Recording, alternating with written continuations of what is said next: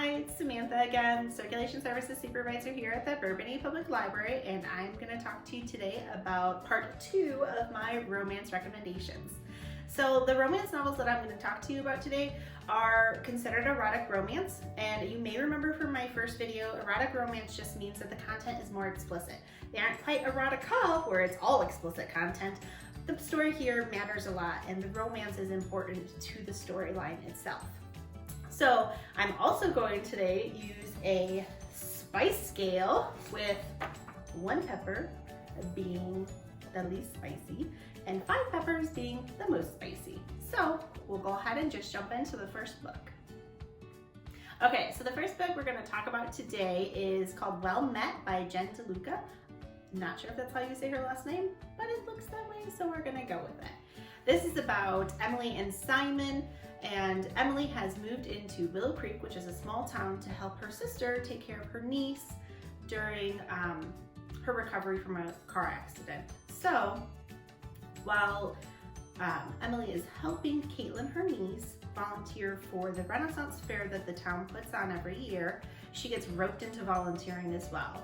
And then she meets Simon, who she's constantly butting heads with, and their relationship is kind of like an enemies to lovers. So they grow from being butting heads outside of the Ren Fair all the time to the Ren Fair, where they kind of get along with one another and they each slip into different personas. They then have to navigate if their attraction to one another is true attraction, or is it just these personas that are attracted to one another. It's a really interesting story, super duper sweet.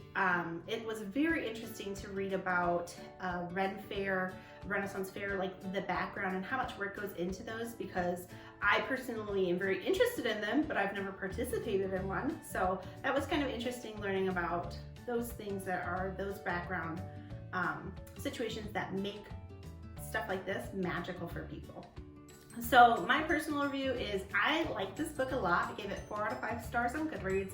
It's super adorable, so sweet. Emily and Simon are both, they both grow a lot in this book, and they learn more about not only themselves and what they're looking for, but like how to be good partners to one another. And I think that that's important in any romance. For me personally, this was definitely a 1 on the spiciness scale. It's a slow burn and very sweet. There is not a ton of explicit content in here. So if you're looking for something a little bit lighter, this is the one you're gonna wanna read. Okay, so the second book I'm going to chat with you about is called A Robe of Ones Own by Evie Dunmore. This is the second book in a series, and in her series, and it just recently came out. It is still here as new at the Bourbonnais Public Library if you'd like to check it out. This is my personal copy because I read her first book, which is called Bringing Down the Duke, and I loved it so much I knew I was going to have to own the whole series. So this book is about Lucy and Tristan. Lucy is a suffragette in England, and she's fighting for women's rights to vote. So she's working really hard with a group of other women who are trying to empower one another, even though she's getting so much negative feedback and people just kind of putting her down. And honestly, other women, it's not just the men that she's fighting against, it's other women as well, which is a really interesting take. And this is a historical romance. So I thought that that was extra interesting, because normally in historical romances you just learn about like dukes and duchesses, and it's just the fancy people that they talk about. They don't talk about regular everyday people or any kind of experience outside of that ton experience. So I think that that's really cool that this is what this book is about. She's also looking to purchase a publishing house, which again, because she's a female, is difficult for her to do because she's a female and they can't own property.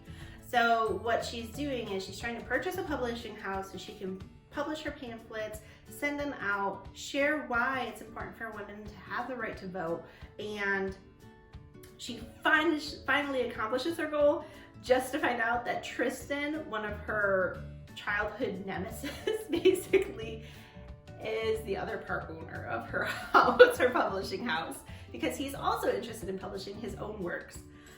So basically they go into battle with one another where they're constantly going back and forth. They can't come to any agreements or anything like that. Tristan is deeply attracted to Lucy, but he can't really figure out why, and makes a very inappropriate suggestion to her in order for her to get the full part of the publishing house.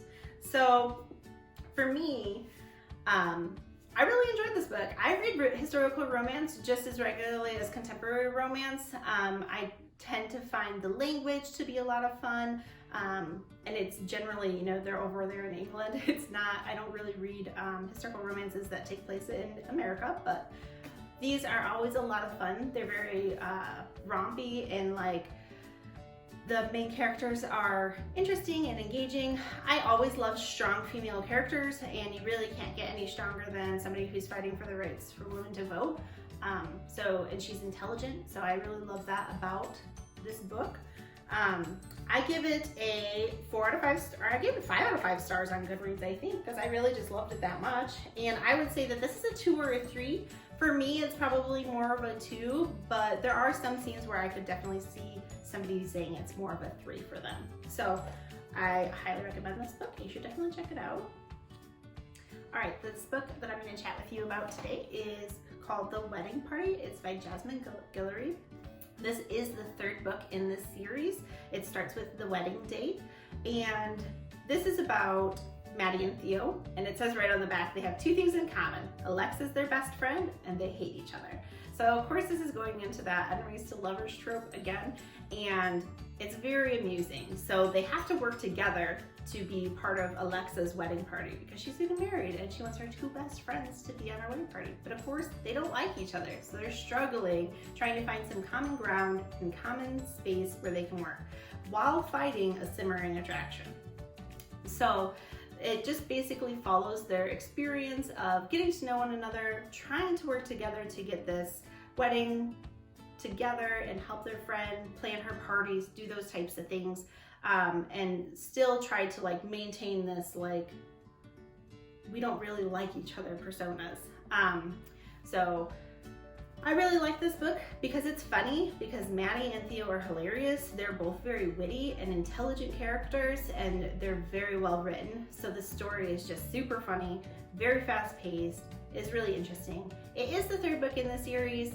It's not super, it says like it's not super, you could read them kind of as standalones. I would disagree with that. You definitely want to read The Wedding Date first before you would read this one. The Proposal is the 2nd book. It's not necessarily as necessary to read before you read this one, but in order to know who Alexa is and have that matter to you, it's going to be best to read that first book. So I give this a 4 stars out of 5, and on my spice scale I give it a 3. It is a little explicit, but nothing too crazy. Alright, so this book is called Love Her or Lose Her by Tessa Bailey. It's the 2nd book in a series, and I will just tell you right now, the 1st book was not my favorite. I gave it 2 stars. I thought it was terrible. I did not enjoy the characters or the story or anything, but I really liked the side characters, so I held out hope for the 2nd book, and that was redeemed. So she definitely did a great job with this book. The main characters here are Rosie and Dominic, who are a married couple, and they've been together for years and years, since they were in high school together. But somehow they've had a falling out, and they can't really seem to get back to that place of like trust and love, and they're just trying to figure their way out. Dominic is very much the silent brooding type who just wants to take care of his family because that's what he thinks she needs, whereas Rosie needs somebody who's going to be her true partner, stand next to her, and, you know, reach for her dreams just as much as his own. So this is just this contention in their relationship, and it shows the work that you might put in to fix a relationship. They even go to a counselor. They work really hard both with their friends and with their family and everything, and to get back into a good space. So I really love this book because it had a married couple. Generally, romance novels don't have married couples as the main characters, so that was really a great change of pace for me. And it also had them having a really great sex life. Like, and a lot of the jokes around getting married, you know, is that like, oh, haha, it's so funny, it's gonna die off. But like, it was really great to see and refreshing to see that, you know, married couples are real people who really are in love with one another, and that was reflected in this book. So I personally gave this book a 4 on my spiciness scale because it's a little bit spicier than I expected it to be, considering again it was a married couple in there. But I highly recommend it. The third book is out and here at the library. It was also really excellent, so you know, proceed at your own caution for the first book, but I highly recommend the second and third. Okay, the last book I'm going to chat with you today about is called The Roommate by Rosa Dannon. I'm pretty sure that this is her debut novel and it is a kickoff for sure. So it starts off with Clara, who is the main character, getting called from the East Coast to the West by a childhood crush, somebody she definitely wants to be in closer proximity with, but she is definitely bait and switched because he leaves the same day she arrives on tour with his band.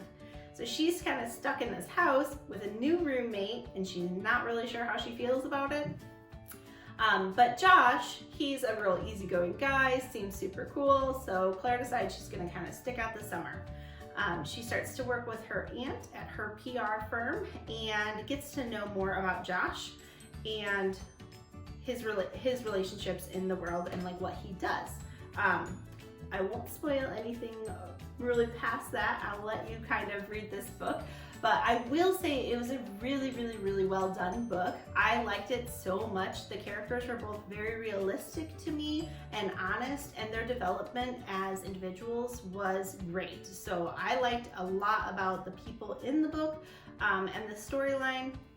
But I will 110% say that this is the spiciest book I have read maybe this year. It is definitely a 5 on the spice scale.